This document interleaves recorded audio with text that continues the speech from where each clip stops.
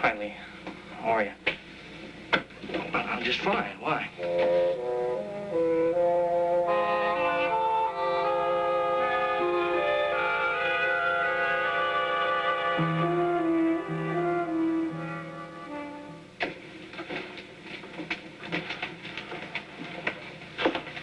Morning, Dad. Hi, honey. How'd you sleep? Okay, I guess. Where's Mother? Well, she was still asleep when I got up. I didn't want to disturb her. Isn't she going to the hospital today? Honey, we talked everything over quite late last night. She decided the best thing was to get some rest this morning, and she'll start back at the clinic in the afternoon. Is it true that going back isn't going to be the same for her? I don't know exactly what you mean. Well, something about her old contract. Where did you hear that? From someone at the hospital. I can't remember who it was. Well, there is one slight formality, but Steve Hardy will take care of that for your mother. The hospital board hasn't renewed Leslie's contract, have they? No, they haven't. Why? Is it because of the lie she told to protect me? That's an oversimplification of it, Laura. Is it? Yes. Laura, all of the publicity about the trial, her conviction, and then the subsequent publicity, that's all played an important part on the board's decision. I understand all that, Dad. But it still boils down to the same thing, doesn't it? I caused all the trouble. I created that publicity that you're talking about because I'm the one who killed the man. Laura, stop torturing yourself like this. That's in the past. Now, we're concentrating on the present and the future. Now, saying something like that is taking a step backwards. Well, maybe, but I can't help it. Yes, you can, Laura.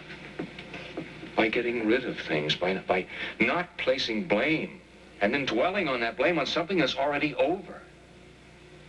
Honey, that's destructive. And if you do that, it'll stop us from ever having any kind of normal life again. Normal? Do you really think that it'll ever be like that? Yes, of course I do. I have said that from the night the three of us walked in this house. And I mean it. I've gone on saying it because I do believe it. Sorry. Oh, I'm sorry, honey, for taking off like that. I've had a long night. I've had very little sleep, and I'm tired. It doesn't give me any justification for taking my frustrations out on you. We all do it sometimes. But we shouldn't. Laura, we will get back to where we were before. I believe that. You have to believe it, too. Hey. How about something for breakfast? Okay? Yeah, thanks. How about a smile? Smiles do marvelous things on dreary days. My mother always used to say that to me. Well, it's a beautiful sunny day outside, but it's a nice thought anyway. Well, it's funny, the things we remember at different times, isn't it? Well, come on. Let's get something ready in the kitchen, okay? I'll be in and help you in a minute. I have to check on a geometry problem. Oh, okay. See you then.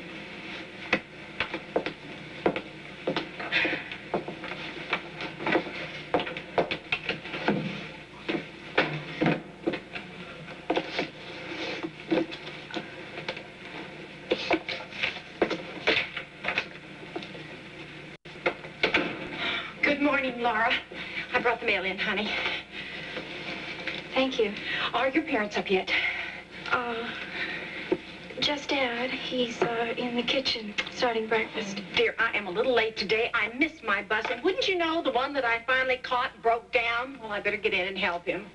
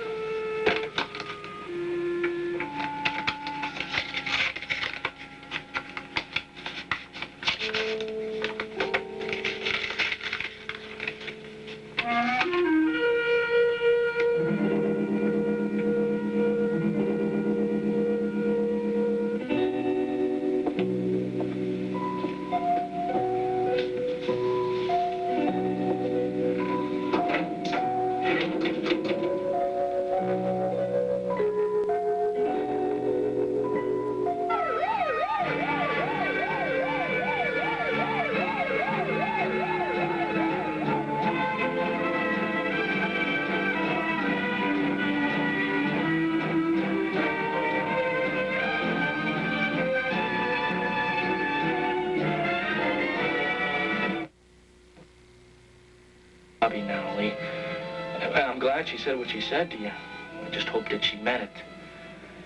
Yeah, it has been a while. It'll be good to see you. Well, I've been busy, you know, cracking the books. Well, you know how that is. Oh, yeah, I will. Okay, well, I hope I see you later, okay, Lee? Bye. That was Lee. I figured. Yeah, he sends you his best, and he wanted to apologize about missing the A meeting, but he was in Albany with Dr. Weber. Well, your coffee got cold. You want a fresh cup? No, thank you. Oh, no. You're not going to start that all over again. Look, you're going to make a nervous wreck out of me. Someone has to put you out of your misery, and since I'm the only one that's here, just ask for Laura.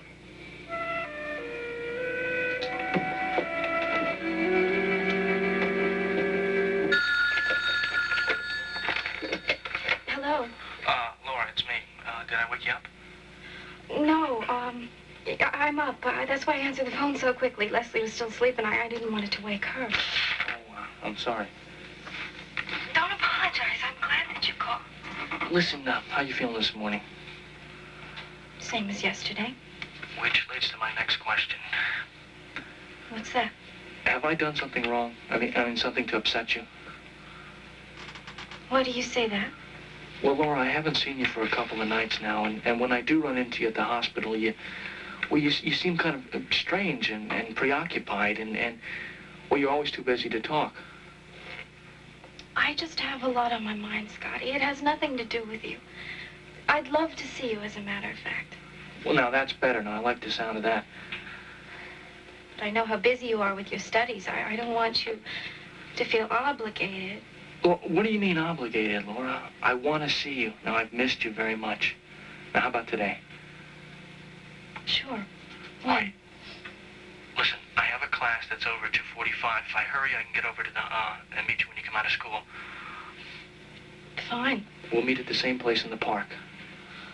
Sure, that's the best, I think. I just hope my new bodyguard, Mr. Higgins, doesn't show up again. What do you mean? Well, he was there yesterday when I got out of school, and he insisted on walking me to the hospital. What for? To ask me a lot of questions on the way, as far as I could tell. Laura, I guess it's just part of his job. I know. But, I'm really beginning to feel like a criminal out on bail. Laura, come on, don't talk like that. I can't help it. But you have to, Laura, because it's only for another 5 months. Then it will all be over. 5 months. It seems like a lifetime. No, it's not. Now, one day you're going to wake up and you're going to forget that it even happened. I'll see you later. Bye. Right. Bye-bye.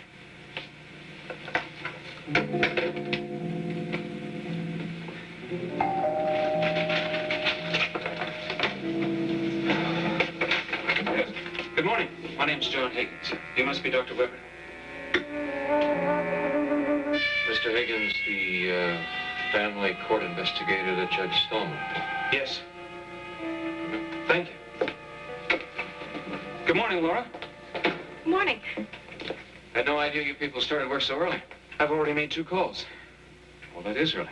As I like to visit the families assigned to me at different times of the day. It gives me a better insight into their lifestyles, routines, that sort of thing. And the morning I found is an especially good time to get an impression of family life in a house. Is Mrs. Weber at home? She's not awake yet. Excuse me, I'm gonna have to have breakfast now. I'll be late for school. Darling, did you want to talk to Laura this morning? No, not really, but I'd like the chance to talk with you if you have a few minutes. That'd be fine. I'm on my way downtown if I can give you a lift to school, Laura. Thank you. That's very nice of you, but actually, I'd rather walk this morning. Understand you've been here before. Yes, I had a nice talk with your wife once. Oh, and Laura and your housekeeper. And you've talked to the people at the hospital, and you've been to Laura's school. That's right. Is that the usual procedure, Mr. Higgins? The reason I ask is this is all very new to me. Well, not really the usual, Dr. Weber, but Laura is a special case. How was that? Well, Dr. Weber, she was responsible for a homicide. Yes. And Judge Stallman has asked for very detailed reports. During the next 5 months, he has to consider the dismissal of the charges against your daughter. So he has to be armed with all the facts as to her progress. Naturally. From what I've read about the case and what I've seen here, your wife is very protective of her daughter. Aren't most mothers? Yes, but in this case, it might be said that Mrs. Weber has been overly protective. Well, how would that affect Judge Stallman's decision in any way? Well, it wouldn't. See, what I'm getting at is that Mrs. Weber might tend to overlook some of Laura's shortcomings. That may have happened before, but my wife has a much more objective and realistic view of Laura now. Good. She seems to feel that Laura is making excellent progress. She is. Progress in all directions, and that her attitude has changed greatly. Do you agree? I most certainly do. What do you base your evaluation on, Doctor? By what I hear, by what I see. Laura has been through a great many things that would have been difficult on any young lady her age. And she's come through admirably. It's a very impressionable age. Laura is back in school, and it's not easy for her there. She's returned to her volunteer work at the hospital, and from where I stand, Mr. Higgins, that takes a lot of guts. I understand you've talked to a few other people about Laura. Is that true? I have. Well, how do they concur with my evaluation of her progress? Well, they do in the main, yes, but Dr. Weber, fill me in on one thing, if you will. What's that? Laura's temper. Now, is she given to sudden outbursts of temper that she finds hard to control? Mr. Higgins, my daughter is a girl of many moods, and she has several faults that are common to any young girl her age. But as to a burst of temper, no, that is not one of her faults. That seldom ever happens. I'm glad to hear that. And I'm sure you can appreciate the reason for my asking. I'm sure I understand why, but would you like to explain it to me? The homicide Laura was involved in was obviously a result of a burst of violence. Look, Mr. Higgins, don't think that I'm going to try to defend my daughter. I, better than anybody else, know exactly what she did, and we have lived through the hideous consequences ever since. Let me ask you one question. Do you have any idea as to what really happened that night? The real facts from Laura's point of view? There's the juvenile court records, of course, and her mother's statement. Oh, yes, the records, but do you have any idea what happened inside her mind? Do you have any thoughts as to the hurt, the disillusionment, the vicious, evil acts that man performed against her? Dr. Weber. Hey, look, you want the facts? Let me give them to you. She was debased. She was humiliated. Now, don't you think a little sudden outburst of violence was warranted at that time? Dr. Weber, I'm trying to say that I agree with you.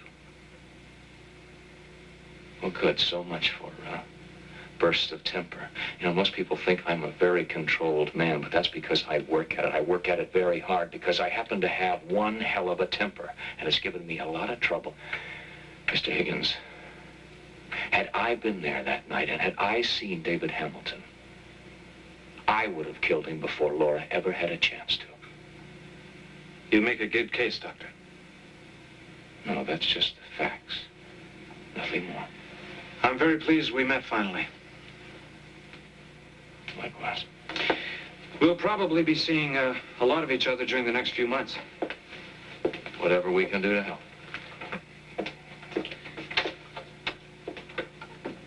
Good day. Good day, sir. Laura? What? Well, it's not nice to eavesdrop, honey. It wasn't eavesdropping. I was just listening to see if he was gone.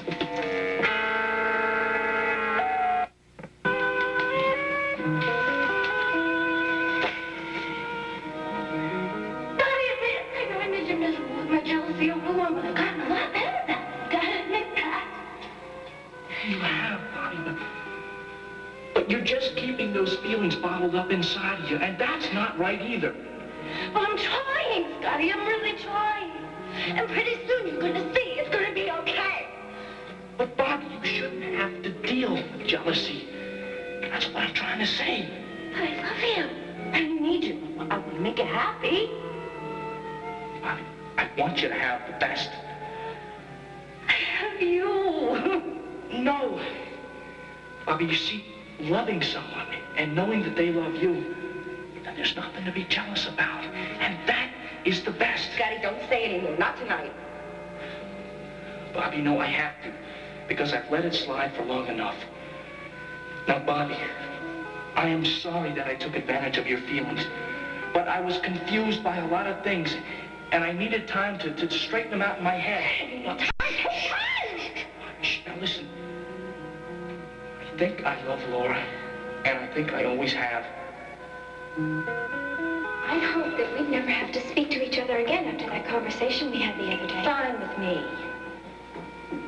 I just want to tell you one last thing. Oh, I can't wait. I knuckled under to your threats when I canceled my dinner party with Scotty the other night. I know that. I'm not finished. I hoped you were. I just want you to know I'm going to find a way to hurt you that you will never forget.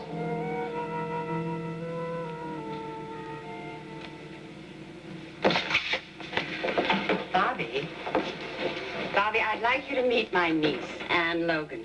Hi, Anne. I'm Bobby Spencer. Nice to meet you. Hi, Bobby. She's one of my best students, top of the class.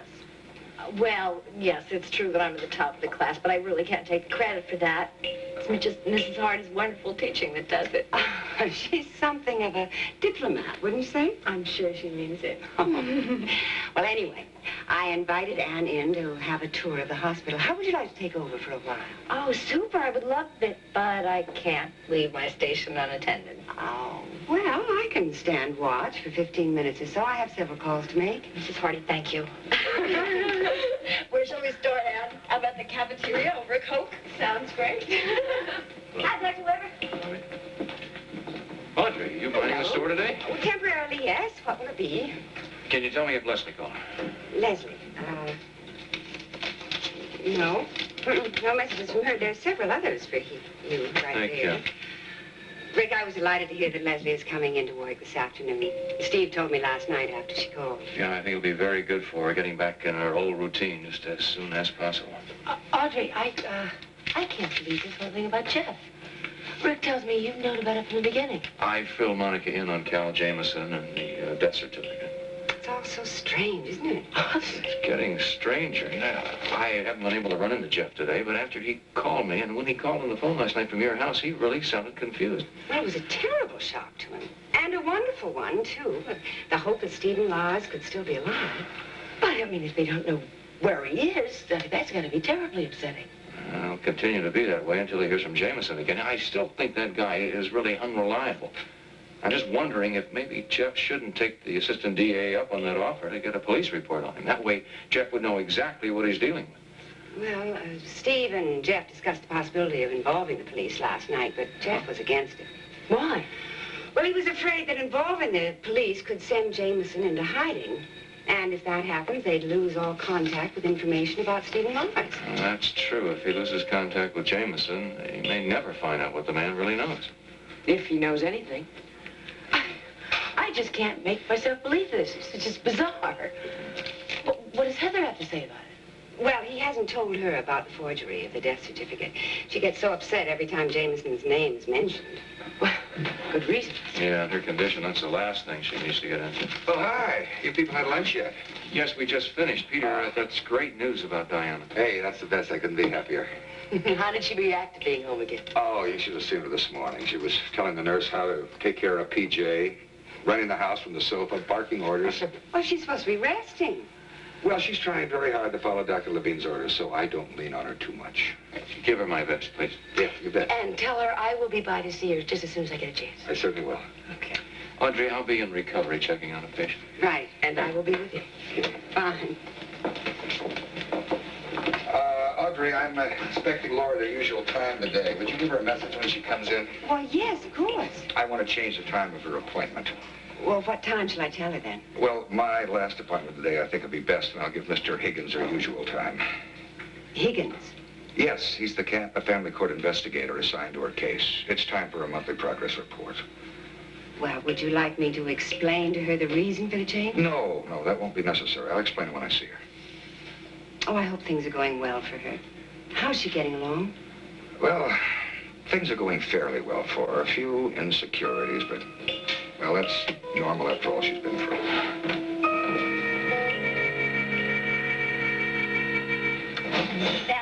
is Dr. Gonzalez. He works with Leslie Weber in the clinic. And that's Chris over there. He's the orderly I was telling you about. He's really nice.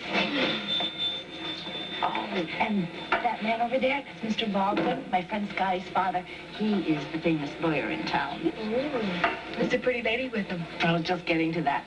Dr. Gail Adamson. She heads the social medicine clinic here. They go together. You said hello to some people who were getting off the elevator. Who were they?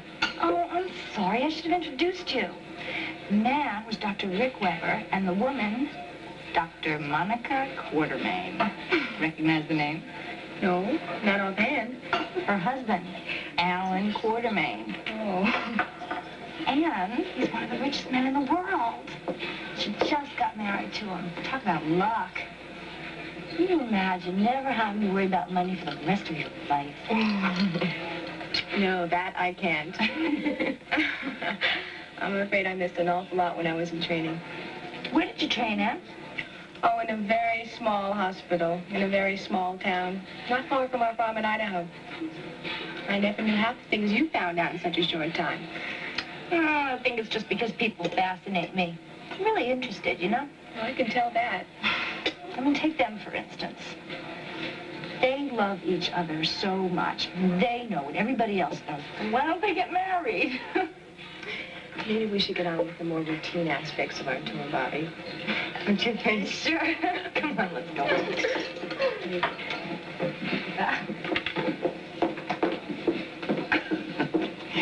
I must say that Bobby has certainly bounced back. A few days ago, she seemed downright despondent. Bounce, it's a fine choice of words.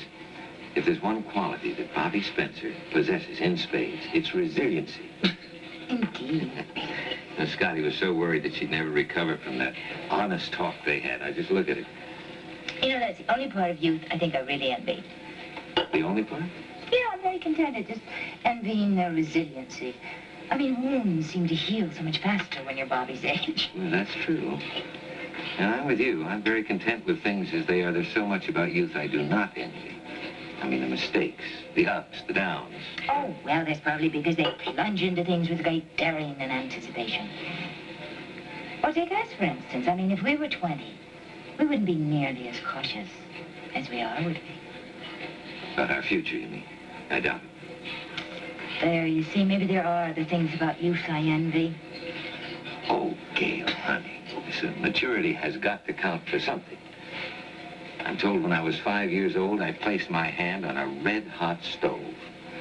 And when I was a freshman in college, I bet I could jump out the second-story window of our dormitory, and I did, and I broke my ankle in 5 places. Now, this I should envy? No. Okay, you have me convinced. I guess it was maturity that led me to the decision I made recently, too. See, Peter? That, because of our problem and my problem with Greg, I'm not succeeding very well, not as yet. I see. It's just that nagging self-doubt, that lack of trust. I mean, it's there, and I just can't seem to shake it on my own. Well, I'm sorry it happened, Gail, you know that. Never wanted you to read those notes. Then I would have always lived with an illusion, and that certainly isn't healthy. No, it is much better to live with the truth and just accept the problems that come with it. And it's the best thing to do, to see, Peter, if it troubles you so much. Well, you know, it's like a splinter, you know, in your finger, and you think you've gotten it out, but you really haven't. There's still that tiny, invisible speck there, and you're always aware of it. What made you finally decide to go to Peter for help? You did? Me? Mm-hmm. But I thought if you could stick with your AA meetings to solve your problems, then the least I could do is try and do something more concrete about my own. Well, maybe one of these days soon, neither of us will be afraid to make a commitment. That is the idea, I think. It is the hope, certainly. But in the meantime, with all our problems, I would not change places with Bobby or with Scotty either. Youth again? He is so much in love with Laura, and yet he's afraid to make a move because she's been through so much emotionally, you know.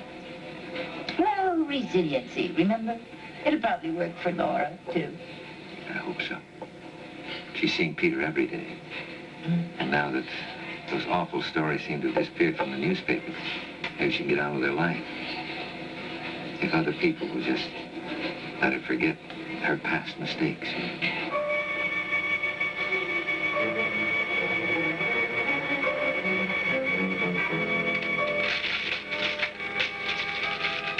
Laura.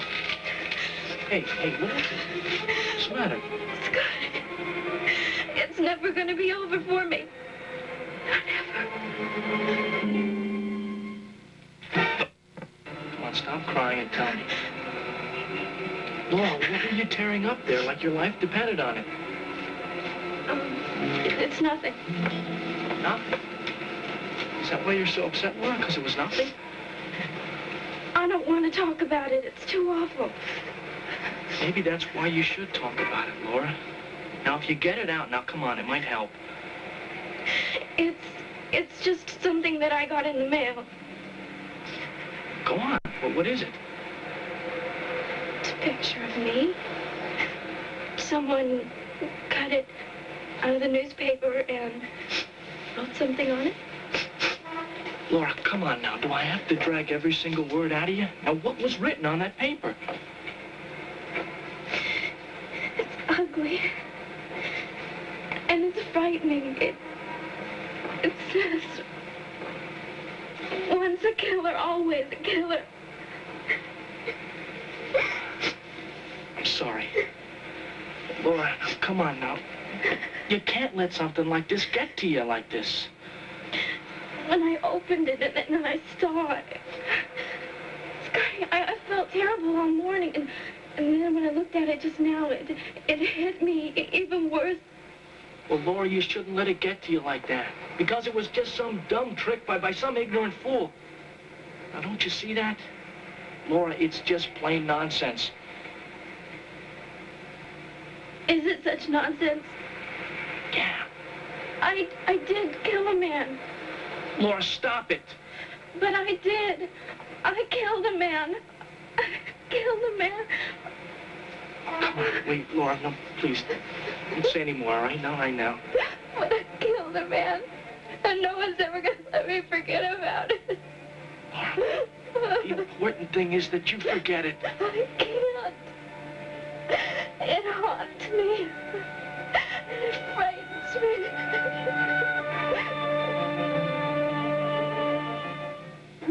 Doesn't look very good, does it? No, I'm afraid not. Monica, I'd appreciate it if you could sort of stand by when I start the afternoon rounds. Sure, of course they will. I would appreciate it if you'd go get a cup of tea or coffee, or at least a couple of quiet moments. I'm fine. I'll be all right. Okay. Listen, did Leslie tell you about our conversation yesterday? No, she didn't. Well, that was the reason I left you the note, wanting to talk to you if you got a chance. Oh, but I never got that chance. Yesterday was just crazy. What did you want to tell me? Rick, Leslie seemed terribly on edge. Yes, she is. I mean, I thought that now that her license is reinstated, she'd relax, but she just seems more nervous. Well, now she's worried because of the board's reaction to renewing her contract here. Oh, but that's just a matter of time. Now, hopefully a matter of time. That's what everything is about, isn't it? I mean, time, and all problems in life are cured by the right amount of time. Wait. Do I detect a note of cynicism? It's just that Leslie and Laura are tired of hearing me say that, and I'm getting to the point where I'm a little reluctant to say it myself. But it's true. Maybe, but I see the look of hurt and frustration in their eyes when I say it. Beginning to doubt it myself. Wait a minute. Now, you can't tell me the mountain of strength is crumbling.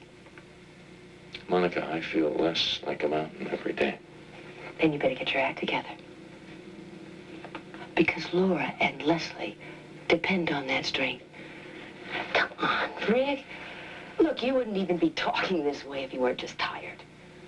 Yeah, well, it's been a long night, and I've had very little sleep. Maybe that fatigue is causing part of my pessimistic mood. Well, you know, everyone is allowed a pessimistic mood once in a while, including you, Dr. Weber. Monica, you have just said exactly what I needed to hear today. No, but I meant what I said about Leslie and Laura. I mean, they do depend on you, Rick. I mean, let them doubt themselves. They'll get over that. But don't. I mean it, don't let them doubt you or the things you stand for. You'd just be letting both of them down terribly. But you're not going to do that, I know. I mean, you never have. Thank you for your vote of confidence. Anytime. See you later.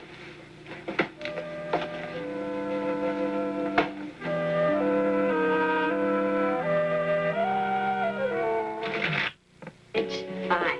Oh, Bobby, thank you for taking Anne on the tour. My pleasure. But I think I spent more time filling her in on the personalities around here than anything else. No, I enjoyed it, Bobby. I really did. Thank you. But I think I'm going to go now. Oh, no, you don't have to rush so soon. Well, I thought I'd spend some time with Tommy outdoors before it gets dark. Oh, he'll love you for it. I'll see you later. Bye. Mm-hmm. See you later. And don't exhaust yourself with that football, Tommy. Oh, I don't mind, really. You know, I've always been a tomboy at heart. She's nice, Mrs. Hart. Oh, you can say that again. She's so full of fun. You know, I never would have believed she just came through a personal tragedy like losing her father. Well, she's a remarkable girl. Now, I am off to my first year of students. Bye-bye, Mrs. Hardy. Oh, and Bobby, don't forget that note that Dr. Taylor left for Laura. Oh, no, I certainly won't. Hello. Oh, hello, Mr. Higgins. Dr. Taylor is expecting you. You know that without even looking? Oh, sure. As a matter of fact, he made a change in his appointment schedule and moved you up to this time. I try to remember things like that. Part of my job. I see. Which way? That way. Thank you. So listen, I'll see you down in the book room later, okay? Okay. See, Gail's giving me a lot of time off, and I want to try and make it up to her whenever I can. Thanks. I'll be all right. Don't worry. Now, you tell Dr. Taylor about those letters and anything else that's frightening you, okay? I will. Bye, Scotty. See you.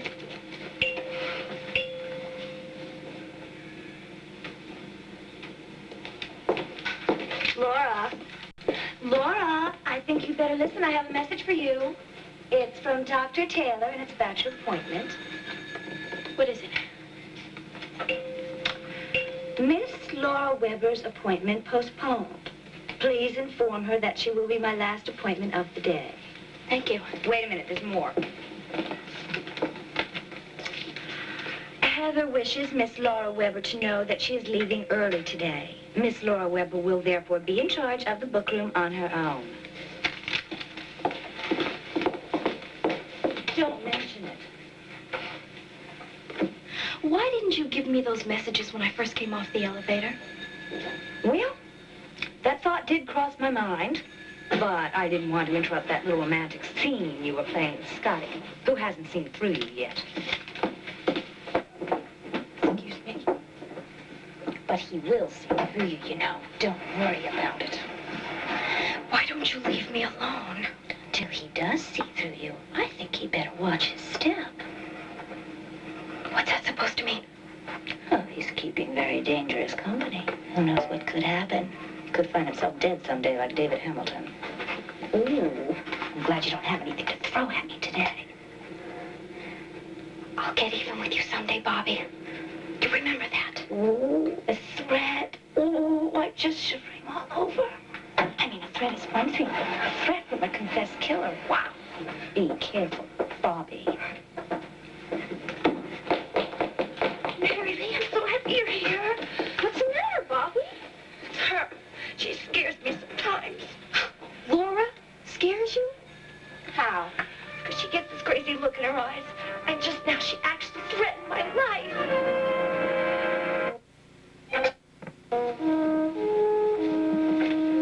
You understand, Mr. Higgins, what you're looking at now doesn't violate my professional relationship with Laura.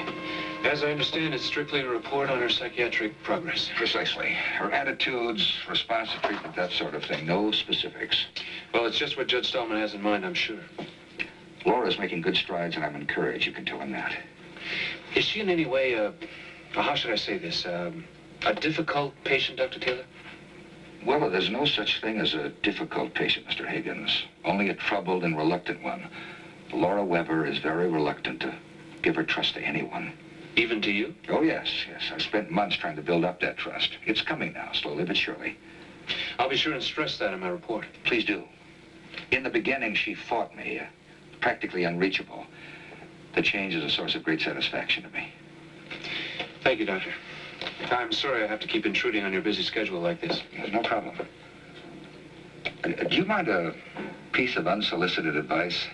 I'd be grateful for it. Don't let her think that she's being threatened with punishment of any kind. Punishment? Yes, especially the threat of being sent away to reform school. Well, I can assure you, Dr. Taylor, I haven't threatened her in any way at all. Well, be sure that it's not implied, by your presence, I mean. Try to be her friend, not her investigator. I see. She translates implications of that kind as being put away, locked up with criminal types. It's a very real terror for the girl. I'll be very careful. Thank you for the advice. Mr. Higgins, you see, Laura's security was shattered at a very early age. Kids are very trusting of their elders, and when that trust is violated, well, you usually end up with trouble. I've run across that frequently. Well, Laura's fighting her way back now, trying to trust, believe in people again. Would you risk a prognosis? Mr. Higgins, you're not dealing with a broken arm or a fractured skull. You're dealing with a young mind. No, I'll only say that Laura wants very much to find her way back, but it's not as easy for her as it would be for other girls from other backgrounds. Because of her history?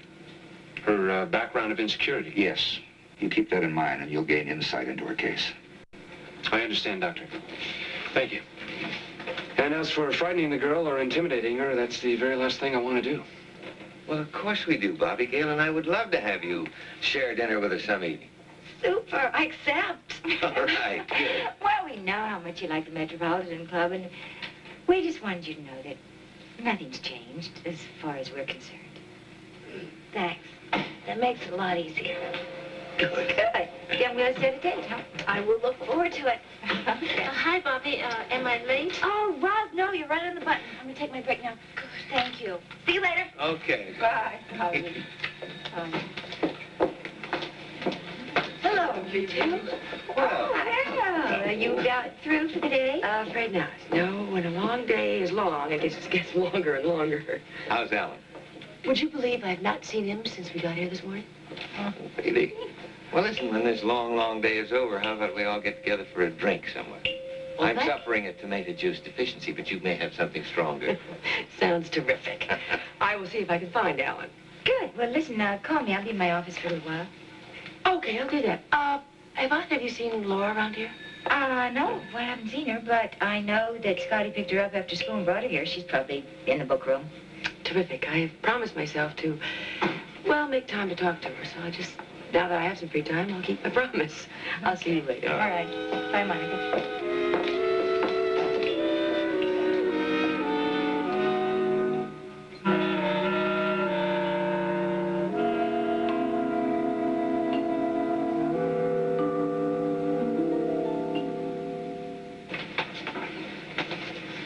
What are you doing here? Please leave. Please leave. Just like that. Little princess is back to giving orders. You know, you may think that you and your family own this hospital, but you don't. And I can't believe that you're still acting this way after the truth has been printed about you in every newspaper. You're the one who sent those things to me, didn't you?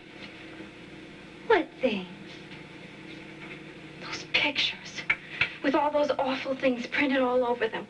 I wouldn't waste my precious time on the stamp sending anything to you.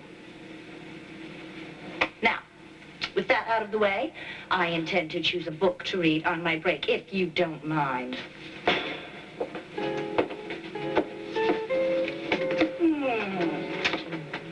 What I would like is a nice, juicy murder story. Something with a lot of violence. How about recommending one to me? You ought to know all the good ones. Come to think of it, you could probably write a bestseller. Not only about violence, but about a lot of sex, too. You shut up! You shut up and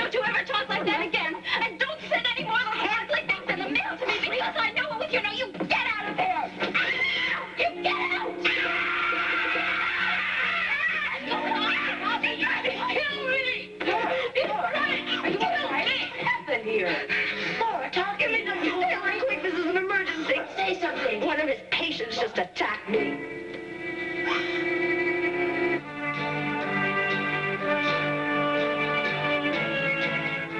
Tomorrow morning, Channel 9 presents a special Easter program for Good Friday. So General Hospital returns 10:30 Monday. And following in just a moment, National 9 Morning News. Join us on the Today program tomorrow when we'll preview the start of the VFL season and watch the light show at a Dire Straits concert. Today, 6:30 after the early morning news.